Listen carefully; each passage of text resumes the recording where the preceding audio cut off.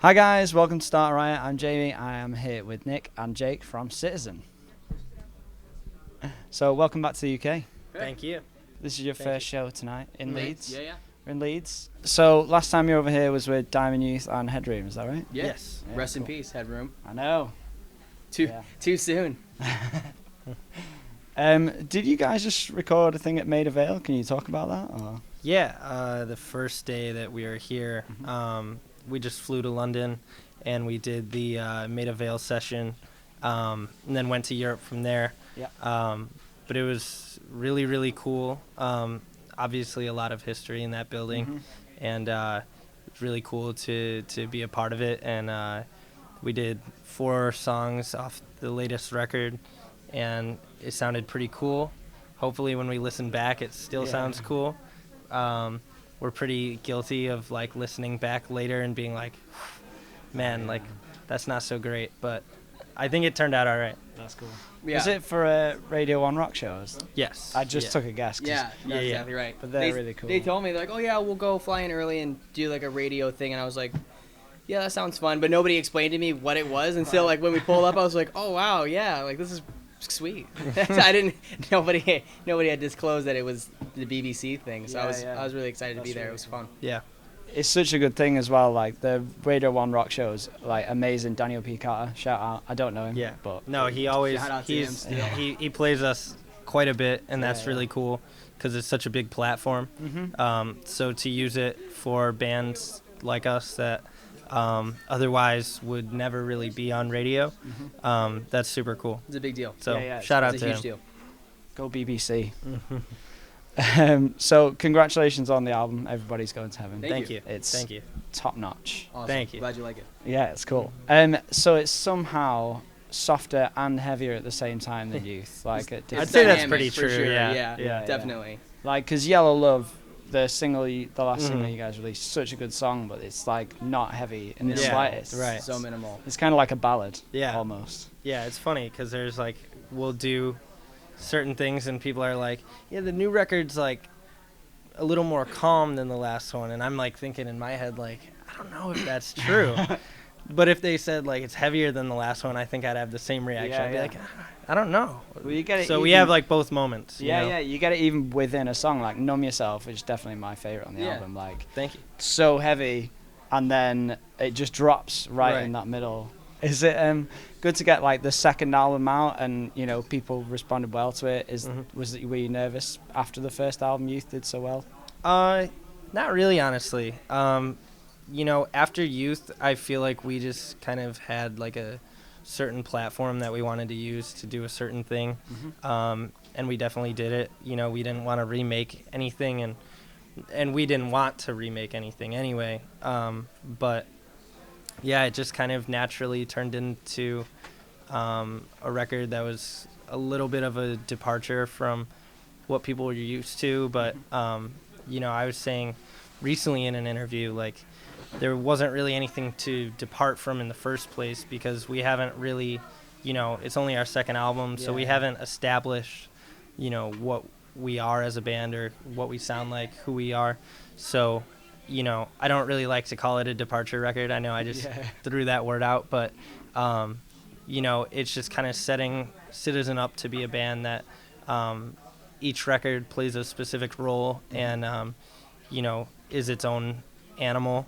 And so we wanted to do that like right off the bat, make sure people knew that we have no intention of remaking records or anything like that. So, even if someone was to not like, one album or the other, the next one's not going to sound like that. So, it's just kind of the band we wanted to be. Yeah, and it was really well received, and it did just about everything that we expected it to. Like, it gained us like a whole new set of music listeners that like really respected the direction we took and the fact that we didn't cash in on something that was successful the first time around. And and it also like shook off some people that were like had a lot of allegiance to the first record. You know what I mean? And I guess that's gonna happen, and if we take ourselves seriously, like, you have to face that. Long-term thinking. Yeah. It's kind of like what Brand New did as well. Like every album's so totally. different. It's a great example. They're my favorite band. So I go on about them all the time. They rock. They rock. Yeah. So we just did an interview with Bob Cooper, who and you guys know. Bob Cooper, producer. Yeah, great producer, and you guys have spoken before about how important Will Yip, who produced Everybody Is Going to Heaven, how important he was in the recording process. Do you think a producer can get kind of overlooked by maybe fans of records sometimes? Yeah, definitely. And beyond that, you know, I just to single Will out a little bit, I think that a lot of producers in the year 2015 and 16 aren't really producing. You know, I think that there's a lot of engineers who say they're producers or whatever. Obviously not a shot at either Will or Bob Cooper, because both produce definitely. But yeah, Will just like has a way, he knows a song, and that's really important. You know, when somebody's producing your record, or you choose somebody to produce your record, you want somebody that makes themselves the sixth member of the band or whatever. And, you know, he definitely does that, and he cares about the album as if it was his own band, if it was his own album. And, you know, that's super important. On top of that, I think that probably the most important aspect of Will is the vibe and the environment that he kind of builds while you're in the studio. You know, it's just all about, you know, confidence and positive energy, and just, you know, making sure that the band knows that they're going to make, you know, an amazing record. You know, if you start dialogue, you know, even now, you know, just kind of chatting with him about, you know, our third album, you know, which we've yet to make, but he talks about it as if it's a record that he's listening to right now. He's like, oh, it's going to be the fucking best record of all time. You know, like it's already in existence. And that kind of vibe and energy really translates, I think, to what comes out on the record. And I think you hear it in a lot of the albums that he does. You know, I think very much so in our last album, as well as Turnover's last album. I think you just hear the confidence, you hear the power, and you hear like the energy. Yeah. Going back to your original point, I think it is fair to say that a lot of kids don't really concern themselves with things like producing and credits and stuff like that. But especially Will, in Will's case, more so than anything, is making that something that people are going to pay attention to and stuff. And because his output is so many, like, he's got a great streak, obviously, of records, and people notice it, and kids do notice it. And so now, like, something that was pretty quiet before, like, is sort of coming to the surface, and people do know about producing, or they at least know about Will Yip's name, whether or not they know exactly his role in all this stuff. They know that he's like a huge integral part of it and stuff. So hopefully that can catch on, and like more producers and, you know, kids alike can start to get into stuff like that. He's in so many great records as well, like Tiger's Jaw, you guys, Turnover, like he talks about. 100%. Yeah, he's so good. Yeah. I've never met him. I'd love to meet him, but it'd be really cool. Shout out, Will. Hi. Definitely. What up, Will?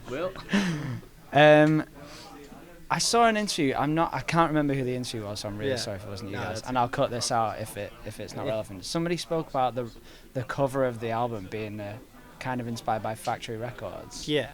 So it's quite cool how people, you know, in America kind of know about Factory Records. Totally. You got to dig around in those low-key spots, you know what I mean, for inspiration. I think that's more fun, you know, to do stuff like that. Yeah, and absolutely, like, you know, within design especially, like, it's just the Factory Records look is so iconic, and, you know, I think minimalism done perfectly, in my opinion. And, you know, so when a band like us tries to tap into minimalism, you know, you really take a risk in,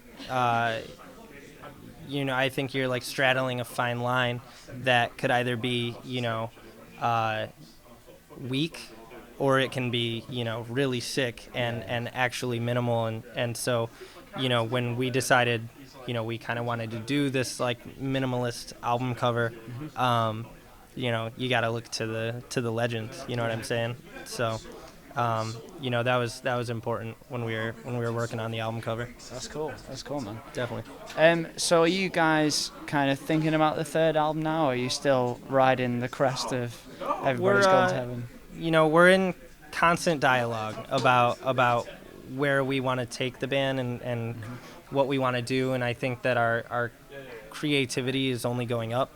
So we're definitely, you know, in the beginning stage of just kind of figuring out what we want to do and kind of toying around with ideas. But, you know, no plans to record anytime soon or you know, I don't want people to think that an album's dropping this year or whatever. Yeah, very not gonna do it right infancy. Yeah, but there's definitely, you know, constant dialogue, you know, coming right out of the studio. There was dialogue about the record. That's cool.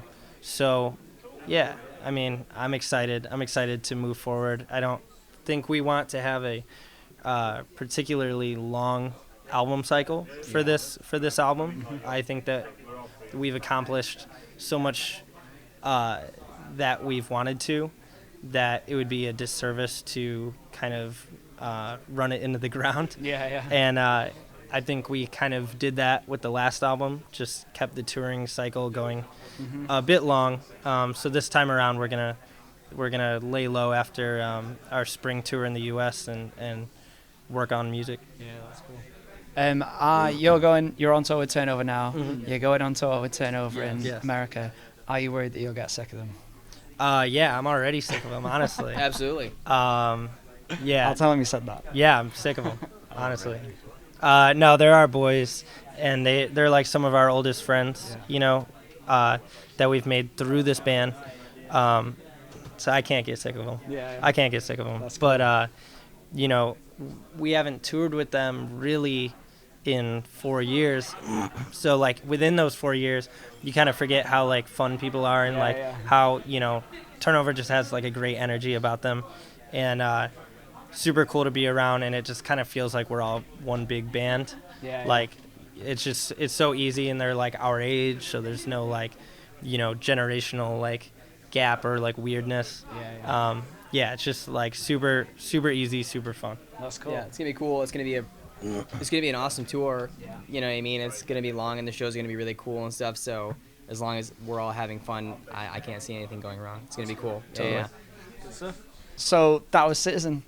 Thanks so much, guys. If you like the videos, click subscribe, give us a like, all that shit, and I'll see you next time. Thanks. Thanks, dudes. Awesome. Any tips on eating healthy on tour? Don't come here. I don't. So I'll send that one to Jake.